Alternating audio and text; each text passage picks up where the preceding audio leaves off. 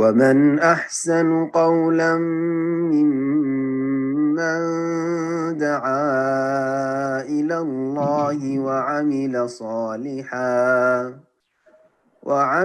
صالحا وقال إنني من المسلمين. السلام عليكم ورحمة الله وبركاته. إن الحمد لله نحمده ونستعينه ونستغفره ونعوذ بالله من شرور أنفسنا ومن سيئات أعمالنا من يهده الله فلا مضل له ومن يضلل فلا هادي له وأشهد أن لا إله إلا الله وحده لا شريك له وأشهد أن محمدا عبده ورسوله صلى الله تعالى عليه وعلى آله وصحبه وسلم تسليما كثيرا أما بعد সম্মানিত দিনী ভাতৃমণ্ডলী, আল্লাহ রাব্বুল আলামিনের প্রশংসা এবং নবী সাল্লাল্লাহু আলাইহি ওয়াসাল্লামের উপর সালাত ও সালামের পর আজ রবিবার 22 জমাদাস সানি 1444 হিজরি মোতাবেক 15 জানুয়ারি 2023 আমাদের ধারাবাহিক আলোচনা ফিকহুত তাহারা, পবিত্রতার মাসাইল সম্পর্কে আজকে পর্ব নম্বর 6। বিষয়বস্তু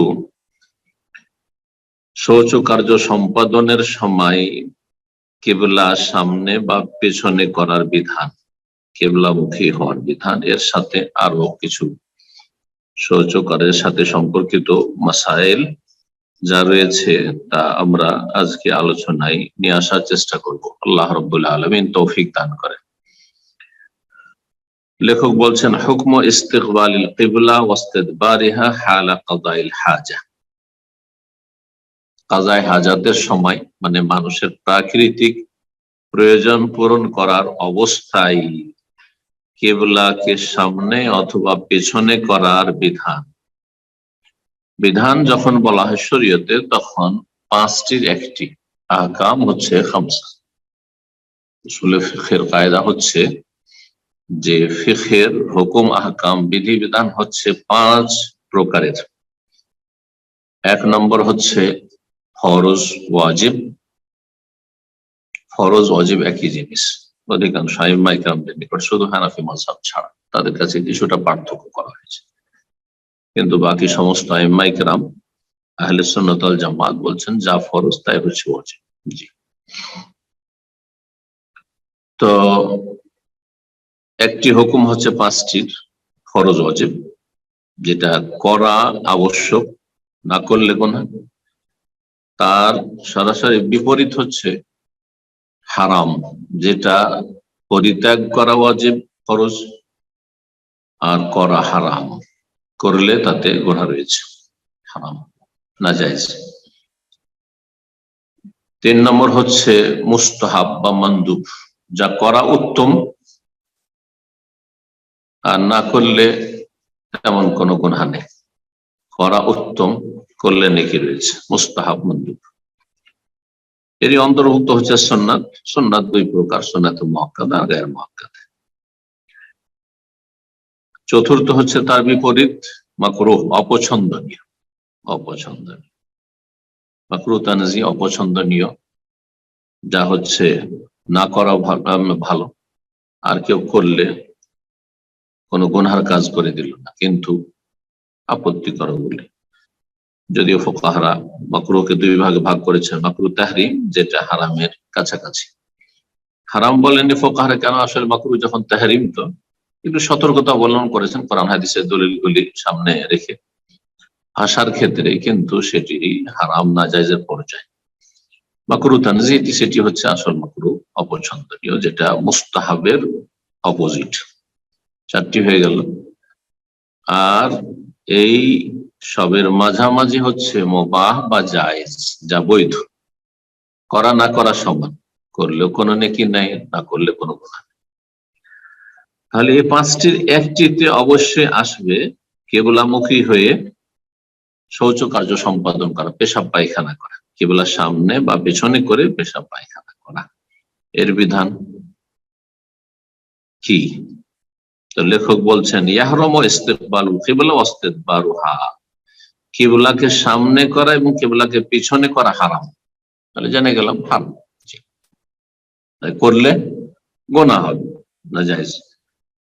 হালা কাযাইল হাজা, কাযায়ে হাজাতের সময়, মানুষের প্রাকৃতিক প্রয়োজন পুরা করার সময়, পেশাব পায়খানার সময় যদি কেউ কিবলা সামনে করে বসে বা কিবলাকে পেছনে করে বসে তাহলে হারাম, শুধু পেশাব পায়খানার সময়। এছাড়া এমন কোনো মাসলা নেই, যেসব মাসলার ক্ষেত্রে অনেকেই ভুল করে থাকে বা ভুল বুঝে থাকে। যেমন ঘুমাবার সময় কিবলার দিকে পা করে শোয়া যাবে না, এই ধরনের কথা ভুল। সহবাসের সময় কিবলা সামনে পেছনে করা, এটা নাজায়েজ অথবা মাকরুহ, এর কোনো দলিল নেই। তো আমাদের আসল বিষয়বস্তুতে আসি, সেটা হচ্ছে পেশাব পায়খানার সময় কিবলার সামনে অথবা পিছনে করার বিধান হচ্ছে হারাম। এখন হারাম কি সব জায়গায়, নাকি জায়গা দুই ভাগে বিভক্ত? জায়গা দুই রকম। এক হচ্ছে আল ফেজা, খোলা ময়দান, খোলা জায়গা। আরেকটি হচ্ছে বনিয়ান, মানে নির্মাণকৃত, তৈরিকৃত, ঘেরা আছে এমন টয়লেট, বাথরুম। এই বিষয়টিতে বড় ইখতিলাফ রয়েছে ফুকাহাদের, আইম্মায়ে কেরামদের, ফুকাহাদের বিভিন্ন মত রয়েছে। তার মধ্যে সবচেয়ে সতর্কতামূলক মত এবং সবচেয়ে বেশি যে আল্লাহর ঘর কাবা, কিবলা মুসলিমদের তার ইহতিরাম সম্মানের বহিঃপ্রকাশ ঘটে থাকে, তা হচ্ছে সব জায়গায়, সেটা খোলা জায়গা হোক অথবা ঘরের ভিতরে হোক, বাথরুমের ভিতরে হোক, সেটা কাঁচা বাথরুম হোক, টাটি দিয়ে কঞ্চি দিয়ে তৈরি করা আছে, খড় দিয়ে, অথবা যা কিছু পাকা হোক, সব জায়গায়, খোলা জায়গায়, ঘরের ভিতরে, সব জায়গাতে হারাম। এই মতটিকে প্রাধান্য দিচ্ছেন লেখক, সেজন্য শুধু সেটি বর্ণনা করেছেন আর তার দলিল বর্ণনা করেছেন। ইখতিলাফে সম্পর্কে আলোচনা করেনি, কারণ কিতাবে এত বিস্তারিত কোন আলোচনা করা হয়নি। এই মতটি চার ইমামের মধ্যে হচ্ছে ইমাম আবু হানিফা রাহিমাহুল্লাহর মত। এই মতটি অনেক আহলে হাদিস সালাফি উলামাদের মত।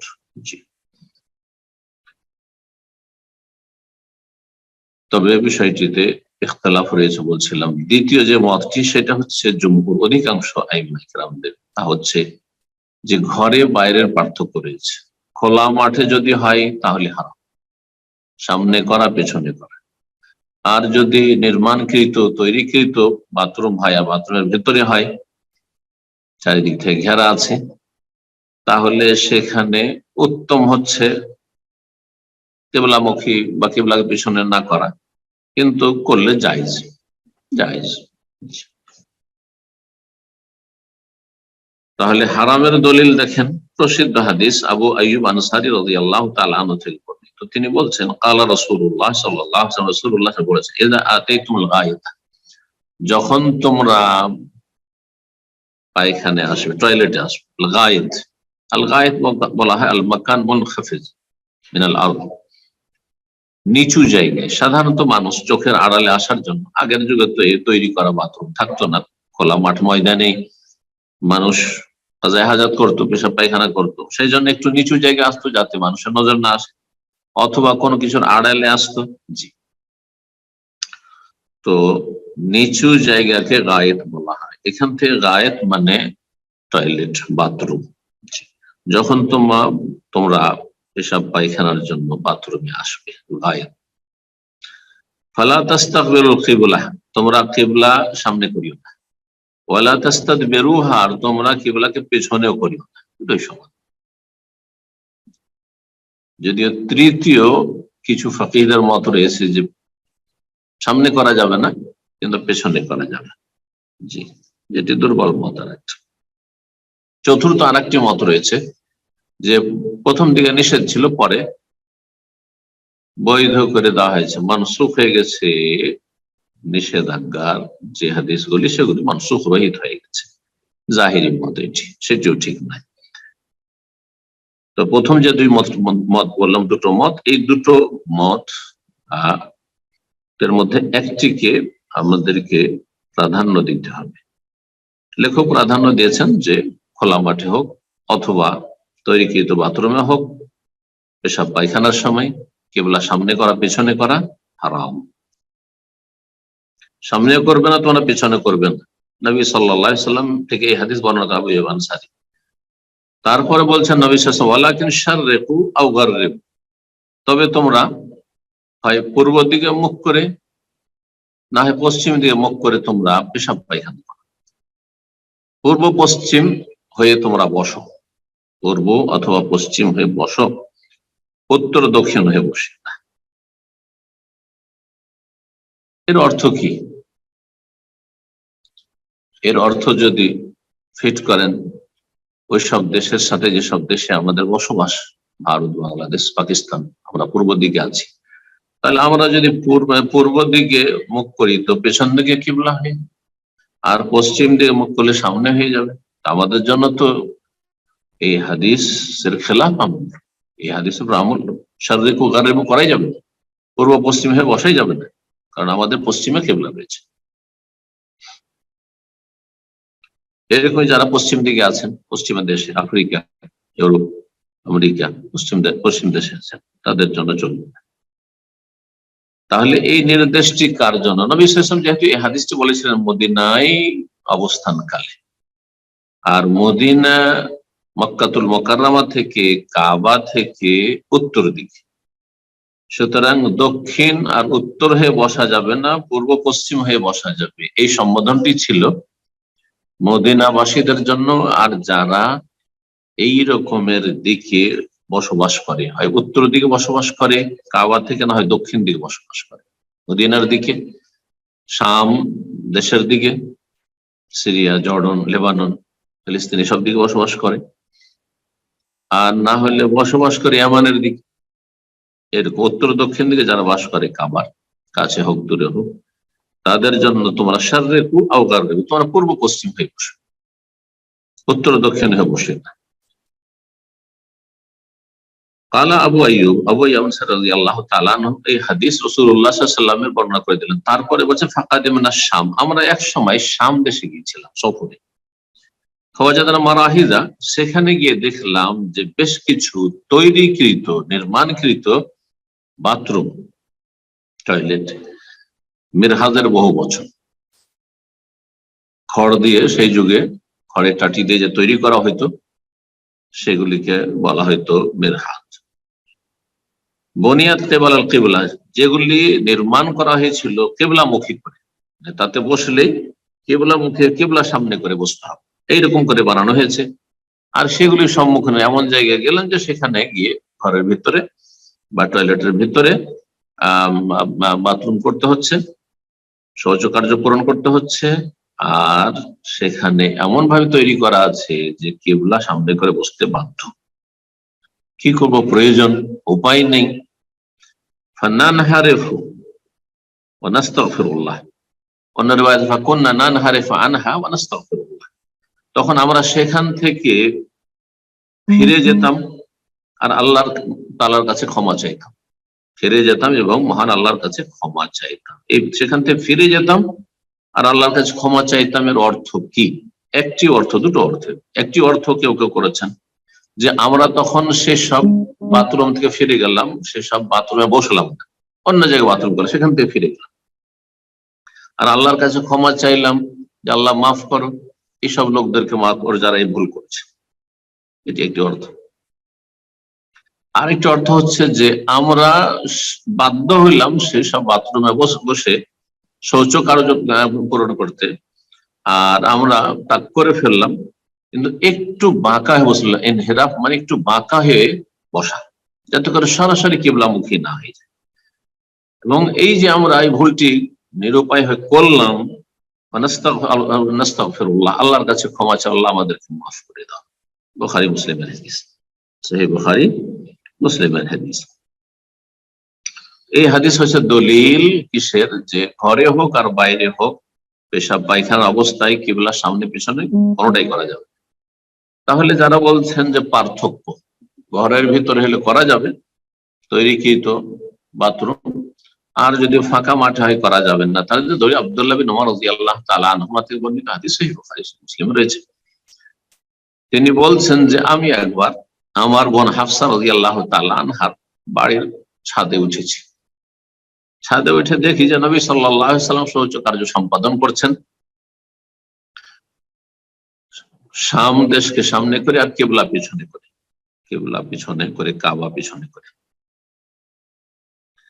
তো এই যে হাদিস, এই হাদিসে দেখা যাচ্ছে যে নবী সাল্লাল্লাহু আলাইহি ওয়াসাল্লাম ছিলেন তৈরিকৃত বাথরুমের ভিতরে, সেখানে শৌচ কার্য পূরণ করছিলেন আর কিবলা পিছনে করে বা সামনে করে বসেছিলেন, যে হাদিস। তো এই হাদিসকে এই হাদিসের সাথে, আবু আইয়ুব আনসারী হাদিসের সাথে সমন্বয় করে ইমাম শাফি রাহিমাহুল্লাহ আর অন্যান্য আরো আইম্মারা তারা বলছেন যে যদি ঘরের ভিতরে হয়, তৈরিকৃত বাথরুম হয়, তাহলে সেখানে কিবলা সামনে পেছনে করা যাবে। আর যারা বলছে করা যাবে না, তারা বিভিন্ন উত্তর দিয়েছেন, এই হাদিসের জবাব দিয়েছেন। একটি হচ্ছে যে হতে পারে নবী সাল্লাল্লাহু আলাইহি ওয়াসাল্লাম এটি খাস, কিন্তু সব সম্ভব না, নিশ্চিত কিছু নয়। হতে পারে নবী সাল্লাল্লাহু আলাইহি ওয়াসাল্লামের জন্য এটি খাস, কিন্তু আমাদের জন্য নয়, আমাদের জন্য আবু আইয়ুব আনসারী হাদিস। হতে পারে যে আব্দুল্লাহ বিন ওমর রাদিয়াল্লাহু তাআলা আনহু দেখতে ভুল করেছেন, কারণ একজন মানুষ কারো উপরে যদি নজর পড়ে তো চট করে নজরটা ফিরিয়ে নেবে, তো দেখতে ভুল হইতে পারে, হয়তো এদিক সেদিক কাঁধে বসেছেন নবী সাল্লাল্লাহু আলাইহি ওয়াসাল্লাম, কিন্তু তিনি দেখতে হয়তো একটু ভুল করেছেন, ইত্যাদি ইত্যাদি। তো এই জন্য শাইখ ইবনে বাজ রাহিমাহুল্লাহ বলছেন এ বিষয়ে, আর তার মতটি আমার কাছে খুব পছন্দ। তিনি বলছেন যে খোলা মাঠে তো হারাম, স্পষ্ট হাদিস আবু আইয়ুব আনসারী হাদিস বা অন্যান্য হাদিস রয়েছে, কিন্তু যদি ঘরের ভিতরে হয়, তো আব্দুল্লাহ বিন ওমর রাদিয়াল্লাহু তাআলা আনহু থেকে বর্ণিত নবী সাল্লাল্লাহু আলাইহি ওয়াসাল্লাম আমল যেহেতু রয়েছে, সুতরাং সেখানে হারাম বলা যাবে না, তবে অনুত্তম বলবো। যে কথা আমি শুরুতে বলেছি যে উত্তম হচ্ছে যে এইভাবে টয়লেট তৈরি না করা, টয়লেট তৈরি করবেন না, বাথরুম তৈরি করবেন না কিবলা সামনে অথবা পেছনে করে, এইরকম ভাবে যথাসাধ্য বেঁচে থাকবেন। কিন্তু কোন জায়গায় যদি দেখা যায়, যেমন জায়গায় গেলাম সেখানে ওইভাবে তৈরি করা আছে কোনো হোটেলে অথবা কারো বাড়িতে, তাহলে অসুবিধা নেই। যেই বেয়াদবিটা স্পষ্ট খোলা মাঠে, সেই রকমের বেয়াদবি একটা ঘরের ভিতরে, একটা টয়লেটের ভিতরে ওইভাবে স্পষ্ট নাই। জি, তো এই জন্য পার্থক্য রয়েছে অনেক আইম্মায়ে কেরামদের কাছে। আল্লাহু তাআলা আলাম, সতর্কতা বেশি ভালো। তবে অকাট্য হারাম বলা যাবে না, ঘরের ভিতরে কেউ যদি কিবলামুখী, কিবলা পেছনে করে পেশাব পায়খানা করে তো হারাম না জায়েজ, এটা বলা যাবে না, তবে অপছন্দনীয় বলা যেতে পারে বা অনুত্তম। তারপরে লেখক বলছেন ইয়াহরুমুল বাউল ওয়াল গায়ত ফিল মসজিদ, মসজিদে পেশাব পায়খানা করা হারাম। দলিল সহিহ বুখারীতে রয়েছে, অন্যান্য হাদিসের কিতাবে, প্রায় হাদিসের কিতাবে এই ঘটনাটি রয়েছে, খুব প্রসিদ্ধ ঘটনা। একজন বেদুইন, যা আরাবিয়ন, একজন বেদুইন আসলে নবী সাল্লাল্লাহু আলাইহি ওয়াসাল্লাম ফাবালা ফি তাইফাতিল মসজিদ, মসজিদের বারান্দায়, মসজিদের একটা অংশে দিল পেশাব করে। তো পেশাবের কথা রয়েছে, লোকেরা তাকে ধমকাতে শুরু করলো। নবী সাল্লাল্লাহু আলাইহি ওয়াসাল্লাম বললেন না না, ছেড়ে দাও ছেড়ে দাও, তাকে পুরা করতে দাও। আলাম্মা কাযা বাউল, যখন তার পেশাব পুরা করা হলো, তখন নবী সাল্লাল্লাহু আলাইহি ওয়াসাল্লাম ওই লোকটিকে কিছু বললেন না, সাহাবায়ে কেরামদেরকে বললেন যাও এক বালতি পানি ভর্তি করে নিয়ে এসো, আর তারপরে এই জায়গাটি ধুয়ে দাও। এই উত্তম চরিত্র দেখে এই বেদুইন নবী সাল্লাল্লাহু আলাইহি ওয়াসাল্লামকে দোয়া দিচ্ছে আর অন্যদেরকে দোয়া দিচ্ছে না। আর নবী সাল্লাল্লাহু আলাইহি ওয়াসাল্লামের এই উত্তম চরিত্রে সে মুগ্ধ হচ্ছে। নবী সাল্লাল্লাহু আলাইহি ওয়াসাল্লাম তাকে তারপরে ভালো বুঝালেন যে মসজিদ এই কাজের জন্য নয়, এখানে আল্লাহর জিকির আজকার হবে, সালাত হবে ইত্যাদি জন্য। তারপরে তারিখ, রাস্তায় পেশাব পায়খানা করা হারাম। এমন ছায়া, গাছের ছায়া বা যে কোনো দেয়ালের ছায়া, বিল্ডিং এর যেই ছায়াতে মানুষ অবস্থান করতে পারে, এরকম উপকারী ছায়া, সেসব ছায়ায় পেশাব পায়খানা করা হারাম। ও তাহতা জিল্লে শাজারাতিন মুসমিরা, এমন গাছ যেই গাছে ফল দেয়, যে গাছের ফলমূল হয়, মানুষ ফলমূল খায়, ফল পড়বে, আমের গাছ, লিচুর গাছ, এই ধরনের গাছ, খেজুর গাছ, এসব গাছের তলায় পেশাব পায়খানা করা হারাম। ফল মাওয়ারেদ, এইরকমই ঘাটে, নদীর ঘাটে, পুকুরের ঘাটে, সে মানুষের ঘাট হোক, আর এমনকি বকরি ছাগল হয়তো পানি পান করাবার জন্য ঘাট তৈরি করা আছে, সেরকম হোক যেখানে মানুষ অবতরণ করে অথবা পশু অবতরণ করে, এরকম ঘাট বিশেষ করে মানুষের, এইরকম মিনাল আমাকিন আল্লাতী ইয়ারতাদুহান নাস, যেই জায়গায় অহরহ মানুষ যায়, যেমন বিভিন্ন পার্ক, গার্ডেন, আর সমুদ্র, বিচ ইত্যাদি, যেসব জায়গায় মানুষ গিয়ে কিছুক্ষণ হয়তো অবস্থান করে, বসে, চলাফেরা করে, উঠা বসা করে, এইরকম জায়গায় পেশাব পায়খানা করা।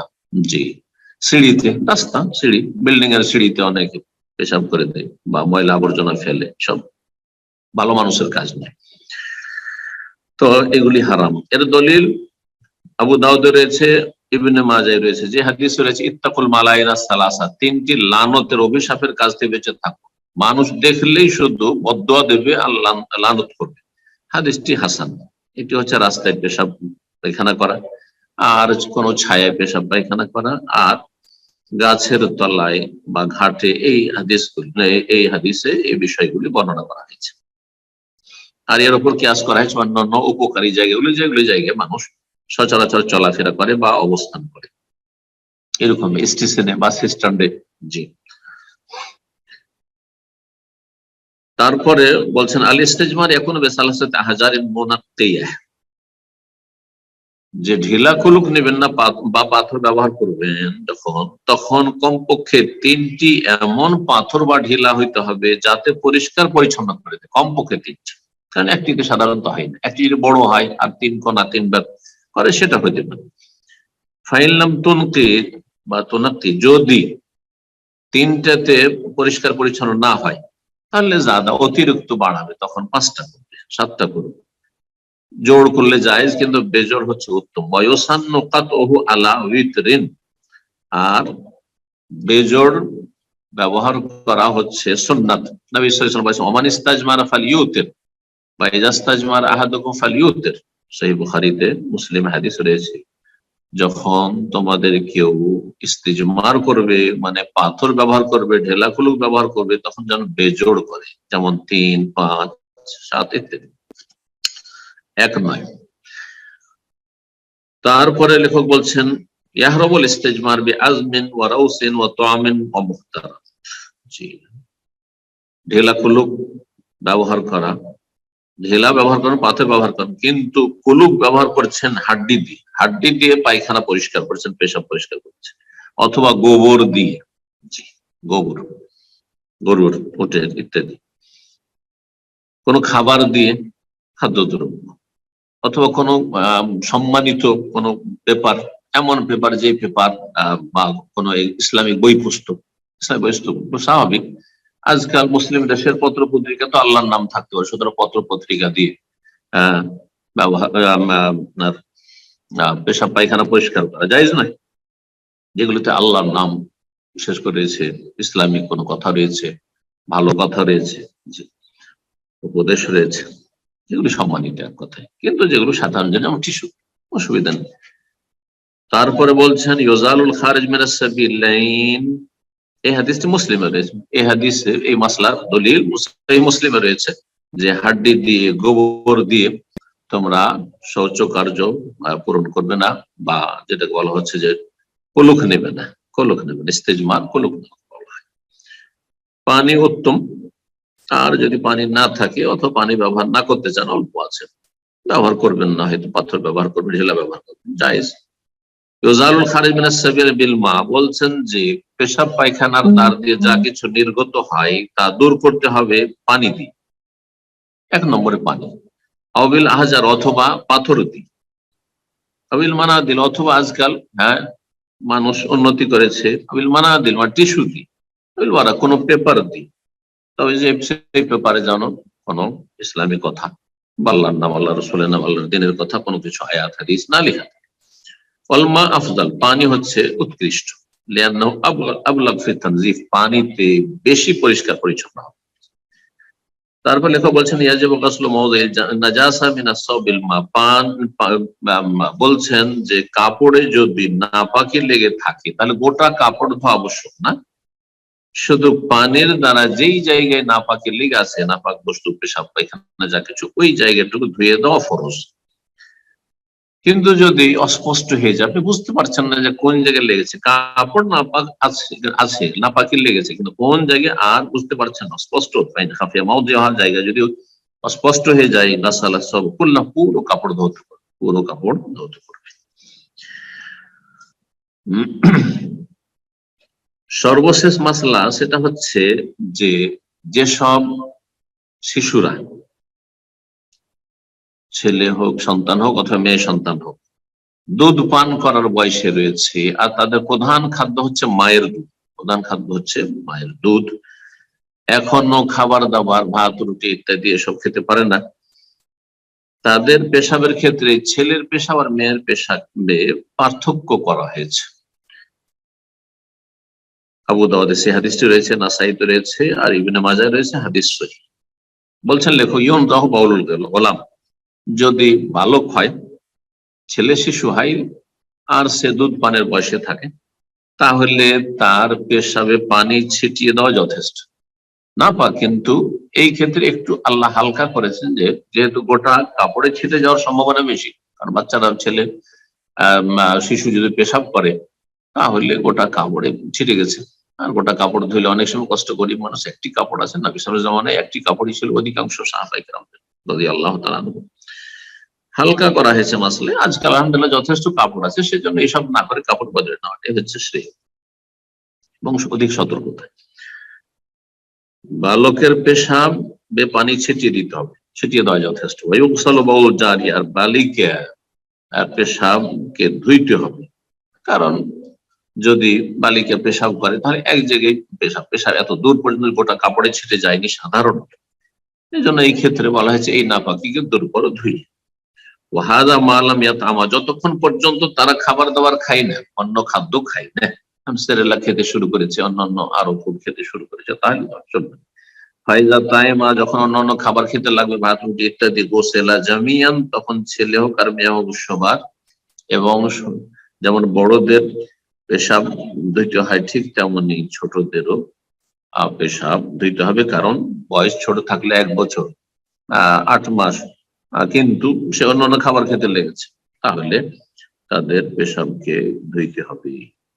এই বিষয়টি যেমনটা বললাম যে সোনারের কিতাবাদিতে রয়েছে এবং এই মর্মে যে হাদিস রয়েছে সেই হাদিস সহিহ। এখানে আজকের আলোচনা শেষ করছি। রব্বুল আলামিনের কাছে দোয়া করি আল্লাহ রব্বুল আলামিন যেন আমাদেরকে দ্বীনের উপকারী জ্ঞান দান করেন এবং ভালো আমলের তৌফিক দান করেন এবং অজ্ঞতা দূর করার তৌফিক দান করেন, আর সমস্ত রকম বিভ্রান্তি থেকে, বিদআত থেকে আল্লাহ বাঁচিয়ে রাখেন। ওয়া সাল্লাল্লাহু সাল্লাম আলা নবিয়িনা মুহাম্মদ ওয়া আলা আলিহি ওয়া সাহবিহি আজমাইন।